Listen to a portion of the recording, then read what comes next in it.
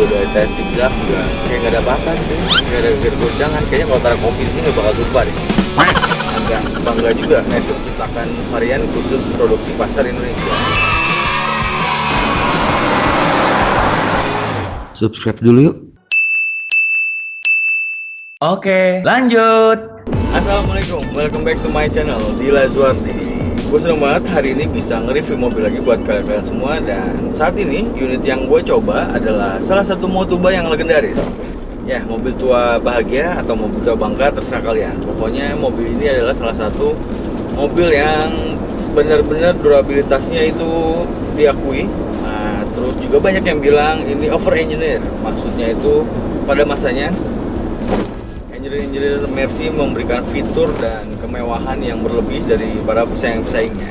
Ya, benar sekali, ini adalah Mercedes-Benz E320 Sportline. Ya, cerita sedikit nih ya, gue pengen cerita sedikit sejarahnya W124. Itu adalah kode bodi Mercedes-Benz Boxer ini.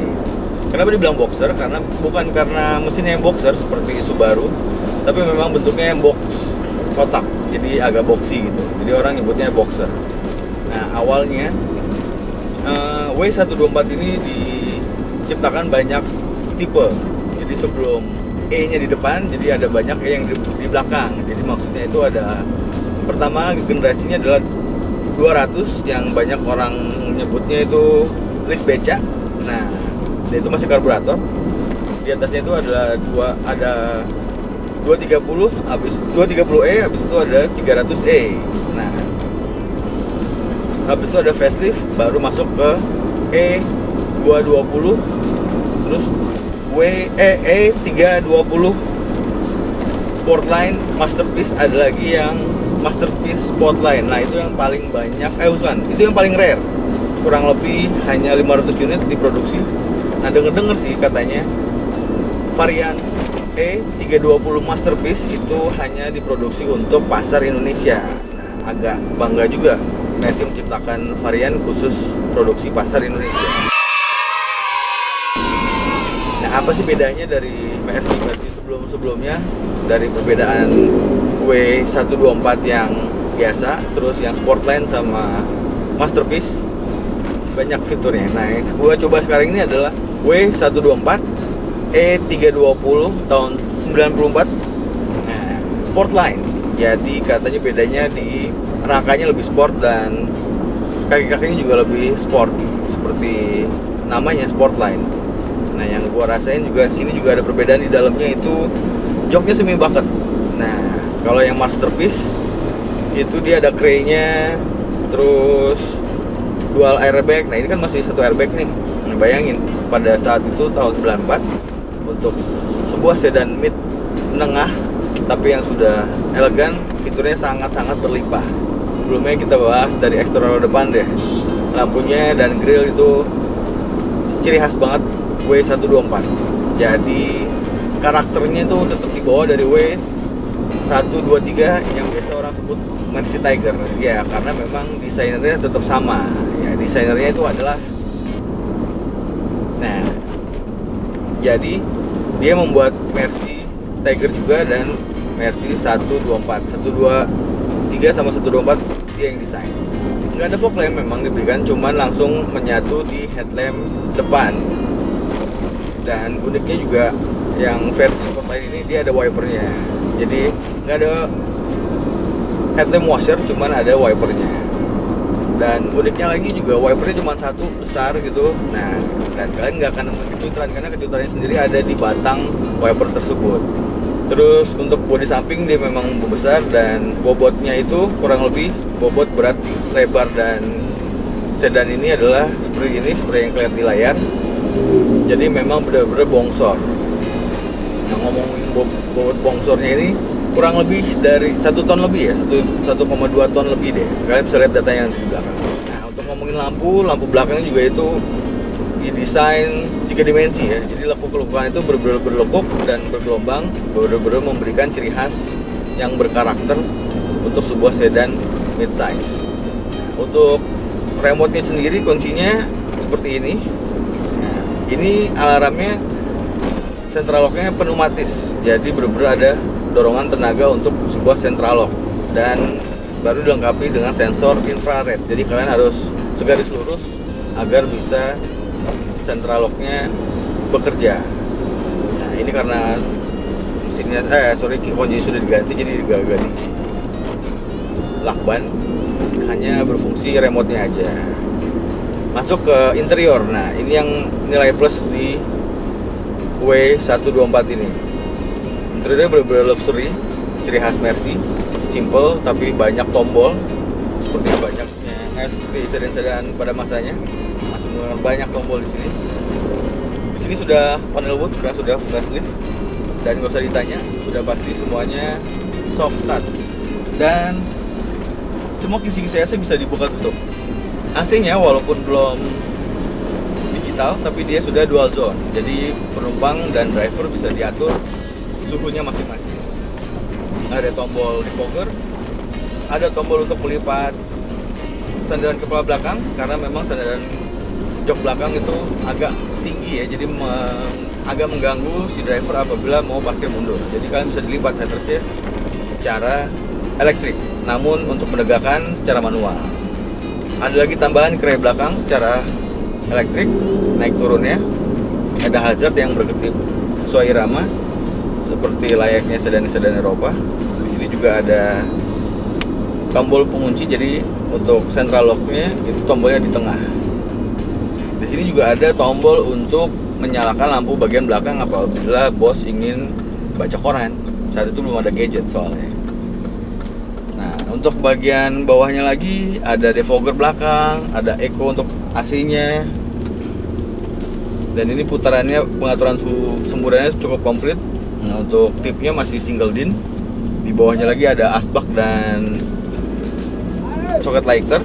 Nah, untuk di bawahnya lagi itu ada snelling. Jadi ini yang gue uji adalah transmisi matic 4 percepatan torque converter. Untuk sistem maticnya udah model gate, jadi dia ada eco dan sport. Nah nanti akan kita coba mode sport dan eco-nya apakah ada perbedaan dari sedan yang sudah berumur hampir kurang lebih 20 tahun kali ya. Nah untuk central lock, bukan central lock, power window nggak ada tuh bagian power window di bagian backlighting, door trim, semuanya ada di tengah untuk pengaturan kecaskiwan di sini. Nah uniknya power window-nya itu autonya hanya auto down, tidak auto up. Nah itu gue juga nggak ngerti kenapa. Tapi autonya itu, auto down-nya itu hanya bagian depan, kaca depan. Untuk belakang penumpang manual atas bawah, up and down-nya itu manual. Jadi tidak ada auto up, hanya auto down di kursi bagian di pintu bagian depan. Di sini juga ada konsol box yang bisa dikunci sesuai sama laci konsol box yang di pengemudi depan juga bisa dikunci. Ada juga armrest. Nah joknya ini yang gue suka, bener-bener proper karena memang judulnya Sportline, jadi dia semi bucket gitu. Dan denger-denger juga sih katanya rangka untuk semi bucket Sportline Edition ini yang buat Recaro. Nah tuh bener apa enggaknya lo bongkar sendiri deh, karena ada emboss Recaro-nya di tulang-tulang jok W124 ini Sportline Edition. Nah untuk posisi sandaran kepala, wah ini bener-bener proper. Gue nggak perlu effort lebih untuk nyandarin kepala. Tambah lagi kursi depan itu penumpang dan driver full automatic, dan ada 2 memory slot.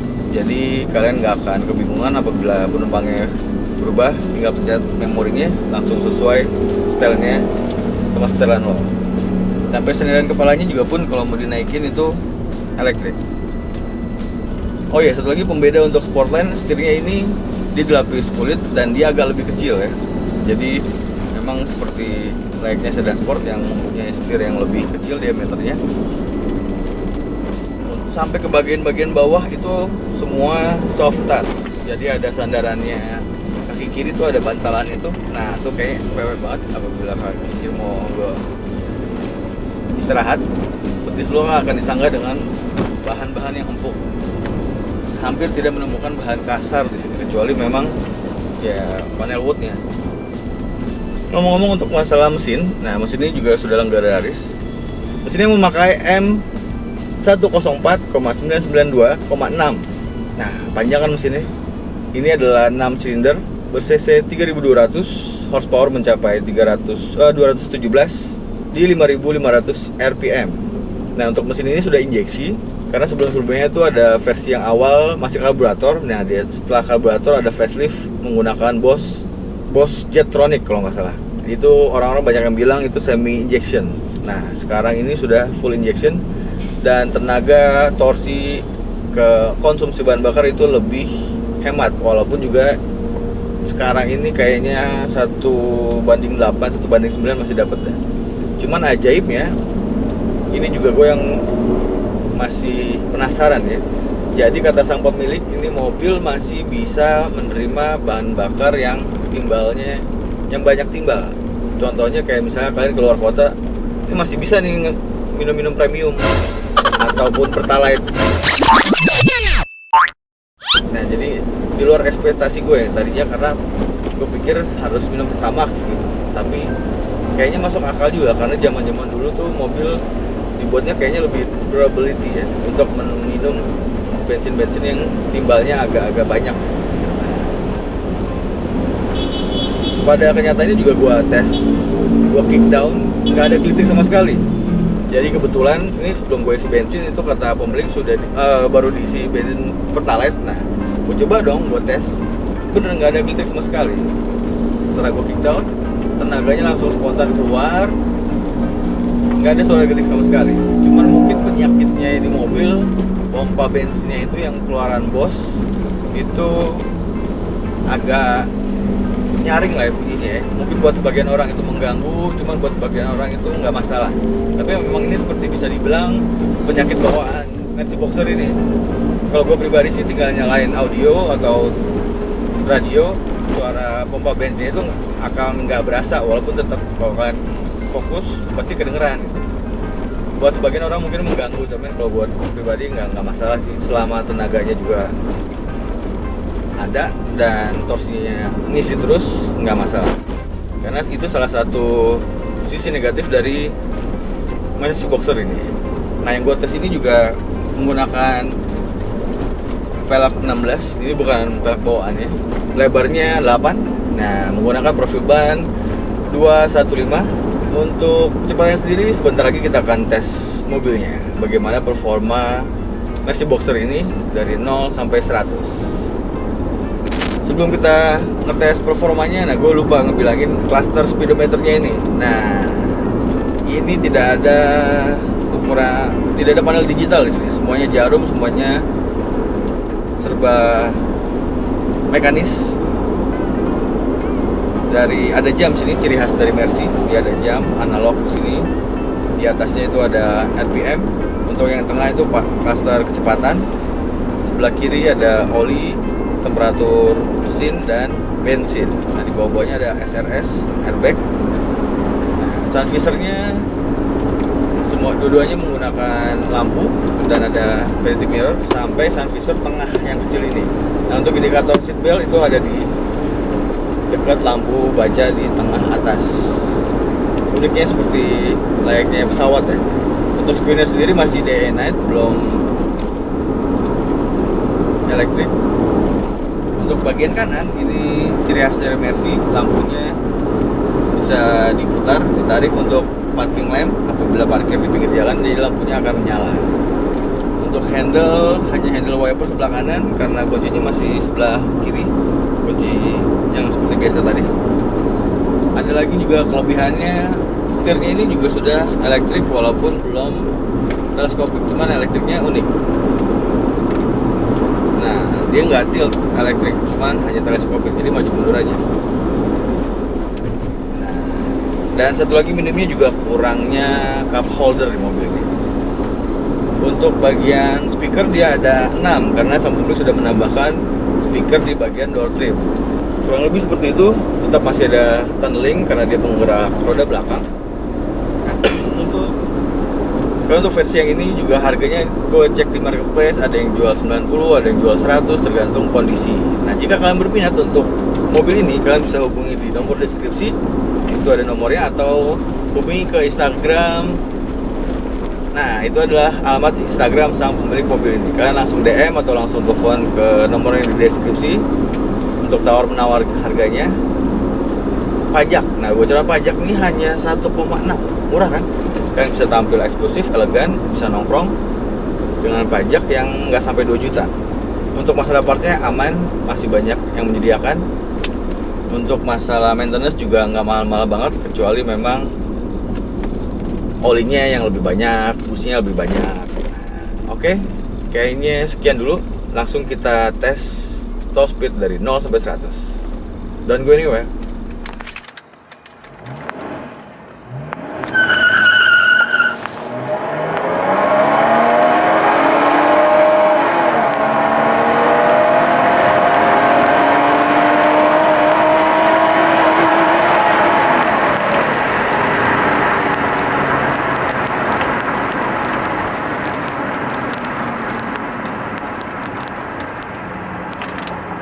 Baik viewers, gimana kalian udah ngeliat top speednya dari 0 sampai 100 dan kalian juga sudah nonton review kecil-kecilan ala Dilazor di untuk Mercy Boxer ini. Ini adalah mobil Eropa kedua setelah E46 yang kami review. Nah, semoga kedepannya juga makin banyak lagi mobil-mobil Eropa yang kita review, karena ini kalau mobil Eropa tuh enak banget shock breakernya. Mau dibawa gimana juga kayaknya enjoy aja gitu. Tadi juga gue udah tes zigzag juga kayak nggak ada apa-apa gitu, kayak ada goncangan. Kayaknya kalau taruh kopi di sini nggak bakal tumpah deh. Terima kasih kalian yang udah nonton videonya dari awal sampai akhir. Jangan lupa dukung gue dengan cara subscribe, like, comment, and share. Dan kalau mau komentar untuk pertanyaan atau saran kritik akan gue bantu jawab. Terima kasih sekali lagi dan selalu kontrol emosi lo saat berkendara. Gue Didi pamit. Wassalam.